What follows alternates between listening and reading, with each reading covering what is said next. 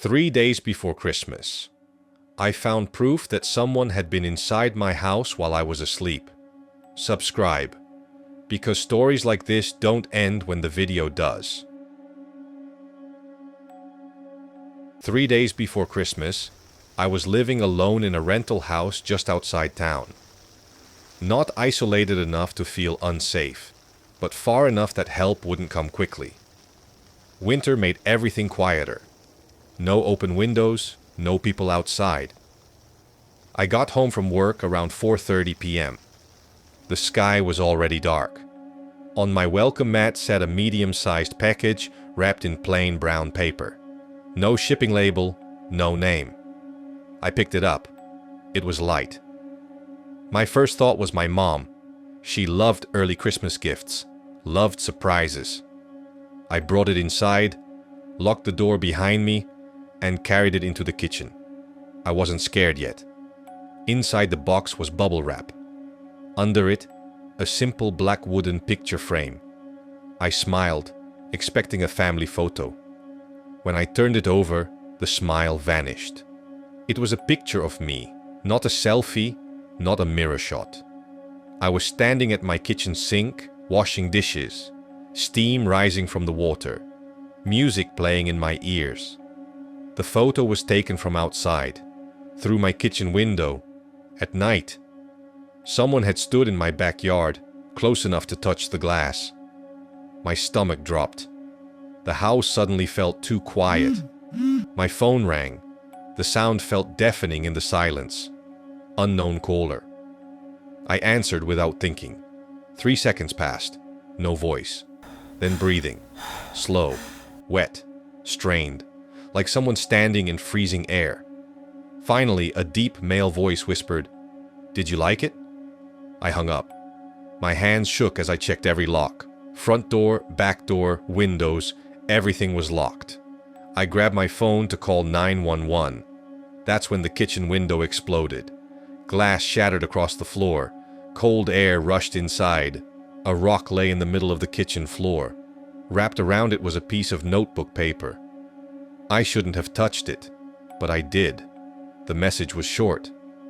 "I have more." My phone vibrated again. A text from a blocked number. It was an image. This photo wasn't taken from outside. It showed me sleeping in my bed. The timestamp read 3 a.m. He hadn't just watched me. He had been inside my house. Inside my bedroom. While I was still on the phone with 911, I heard snow crunching. From the front porch, heavy boots stepped onto the wood. The doorknob rattled violently. Then the door slammed as someone threw their weight against it. "I just want one more picture," the voice called out. I ran upstairs, locked myself in the bathroom, sat in the tub, clutching anything I could use as a weapon. Then, sirens. The footsteps ran. Police never caught him. But before they left, they searched the house. Inside my bedroom closet, behind my winter coats, they found a small sleeping bag and empty food wrappers. He had been living there, for days, watching me, waiting. I moved out the next morning. Now, when I wash dishes at night, I never look at the window. This happened about a week before Christmas. I was 12 years old, freshly moved into a quiet suburban neighborhood after my parents divorced. Everything felt wrong. New house, new streets, new silence. The kind of silence that makes you feel like you don't belong there. The only familiar faces were the family that lived a few houses down. A single mother with 3 kids. Her daughter Ashley was 2 years older than me. We weren't best friends, but we spent enough time together that she felt safe to be around. That night, Ashley's mom was working late. It wasn't unusual. She helped troubled people for a living, and sometimes her shifts ran long. Ashley, her younger brother, and my friend Rob were home alone. Around 8 p.m., there was a knock at the front door. Not loud, not aggressive, not random. It had a rhythm, a very specific rhythm. The exact knock Ashley's mom always used when she forgot her keys. Ashley froze. She looked at Rob with wide eyes. Rob wasn't supposed to be there when her mom wasn't home. Parents in our neighborhood were strict. Without thinking, Rob panicked. He didn't wait. He didn't ask questions. He ran. Out the back of the house, through the laundry room window, straight into the snow. He sprinted through the yard and didn't stop until he was halfway home, convinced he had narrowly avoided getting caught. Ashley took a breath and walked to the door, annoyed but relieved. She unlocked it and pulled it open. It wasn't her mother. A woman stood on the porch. Someone Ashley had never seen before. Her clothes were dark. Her face looked tired. Wrong. Before Ashley could even speak, the woman shoved the door open and forced her way inside. Ashley's younger brother heard the noise from the other room. He peeked around the corner and saw a stranger attacking his sister. He didn't scream. He didn't hesitate. He ran. Out the back door, across the snow, straight to the neighbor's house. He pounded on their door until they opened it and immediately called the police. By the time help arrived, it was already too late. The woman didn't try to escape. She didn't hide. She stayed inside the house, sitting and waiting like she knew exactly what was coming. The truth came out days later. The woman wasn't a random intruder. She was connected to Ashley's mother's work, a relative of someone her mom had been helping. Somewhere along the line, obsession replaced reason. She blamed Ashley's mom for something. No one ever fully understood what.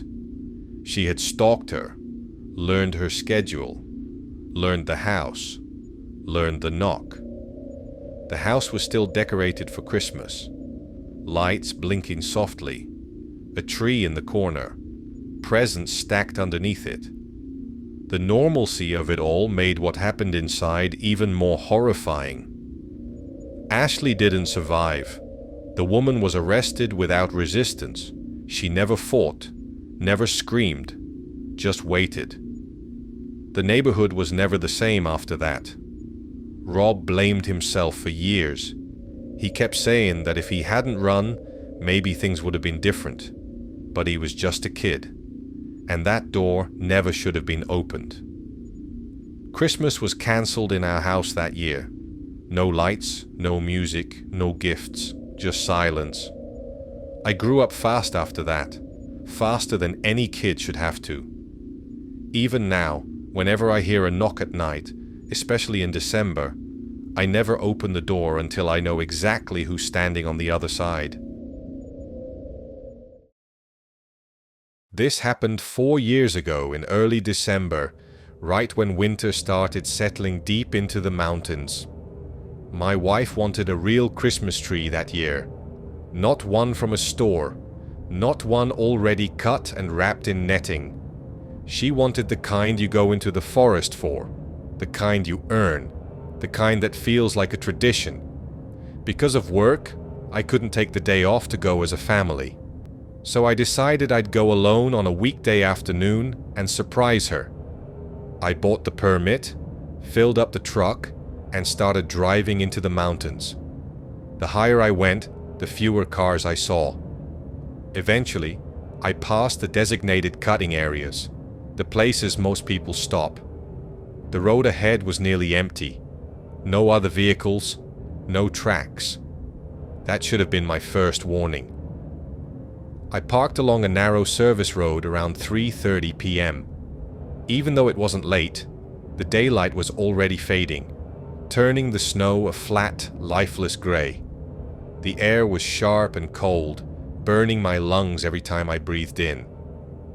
I grabbed my handsaw, locked the truck, and stepped into the trees. The forest swallowed sound. No birds, no wind, nothing. Just the crunch of snow under my boots, loud and intrusive in the silence. After about 15 minutes of walking, I found it. A perfect tree. Tall, full, exactly what my wife would have picked herself. I knelt down and started sawing. The sound felt wrong, too loud, like I was announcing my location to something that didn't need help finding me. That's when I heard it. A single crunch in the snow. One step. I froze. The sound stopped instantly. My heart started racing for no clear reason, and I stood there listening, holding my breath, waiting for another sound that never came. I told myself it was nothing. An animal. Another person cutting a tree nearby. I went back to sawing, but faster now, my arms burning with effort. When the tree finally cracked and fell, the noise echoed through the woods in a way that made my stomach tighten. As I bent to grab the trunk, I felt it again, that unmistakable sensation of being watched. I turned slowly, scanning the trees behind me. About 50 yards back, partially hidden behind a thick spruce, was a dark shape. It wasn't crouched, it wasn't moving, it was standing. The moment my eyes locked onto it, the shape slid behind the tree, smooth, controlled, intentional, not an animal. I didn't wait to see it move again. I dropped the tree and ran. Snow sprayed up behind me as I sprinted toward the road. My lungs burned, my legs felt heavy, and panic pushed me faster than my body wanted to go. I burst out of the tree line and reached my truck, fumbling for my keys. That's when I noticed something was wrong. The truck was tilted, leaning to one side. I looked down and felt my stomach drop. Both tires on the driver's side were completely flat, not punctured, slashed, clean, deliberate cuts. This wasn't bad luck. This was a setup.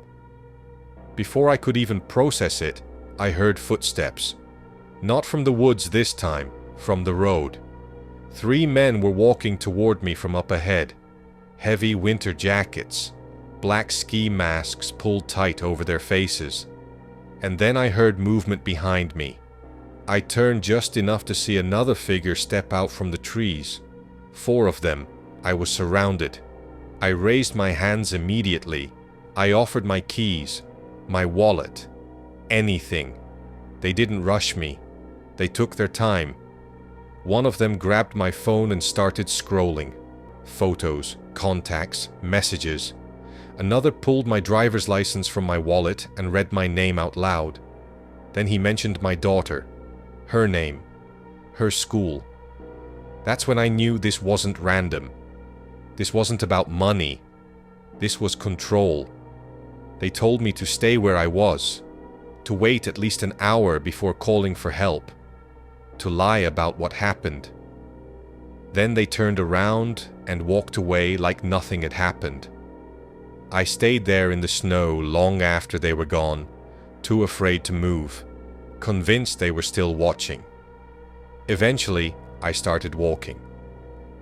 Miles down the mountain until I found cell service. I never told the police what really happened. We moved 3 months later. I quit my job without another one lined up. Every Christmas since, when my wife talks about getting a real tree, I change the subject. Because somewhere out there, 4 men know exactly where we used to live. And that's enough to ruin the holidays forever. Some Christmas memories fade with time. Others never let go. If you enjoy true horror stories that feel real, stories that stay with you long after the screen goes dark, subscribe to the channel.